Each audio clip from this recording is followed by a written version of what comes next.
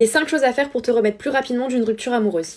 Je ne sais pas vous, mais moi en ce moment je vois plein de monde se séparer. Je sais à quel point une rupture amoureuse ça fait mal. On a toujours l'impression qu'on va jamais s'en remettre, que ça va mettre 1 milliard d'années, alors que je t'assure que si tu mets en place ces 5 conseils, ce sera beaucoup plus facile. Premier conseil les filles, on fait du no contact. No contact, c'est ne plus parler à ton partenaire. Ça sert à rien d'être en rupture et d'envoyer un message tous les jours pour prendre des nouvelles, etc. Je sais que c'est compliqué quand vous êtes en rupture et que vous aviez l'habitude de parler tous les jours avec votre ex, mais vraiment ça ne vous rendra pas service que d'envoyer un message pour tout et n'importe quoi, histoire de garder un contact avec cette personne. Et je sais que quand on est en rupture, on n'a pas envie d'oublier cette personne, on veut récupérer la personne, on espère qu'elle va revenir, mais je vous assure que parfois c'est mieux de se séparer que de rester avec la personne avec qui on est. Deuxième conseil, on ne regarde pas ce que notre ex fait sur les réseaux sociaux. C'est un phénomène qui est assez mondial. Quand il y a une rupture, il y a toujours l'autre personne qui met plein de stories, qui fait plein de trucs et qui veut absolument montrer à l'autre qu'il va bien. De regarder ses stories, de voir qu'il continue à vivre, qu'il s'amuse avec ses amis, ça te fera vraiment énormément de mal. Deuxième conseil, ne refoule absolument pas tes émotions, et je peux comprendre que t'en as marre d'en parler tous les jours à tes copines et que t'as peur de les saouler,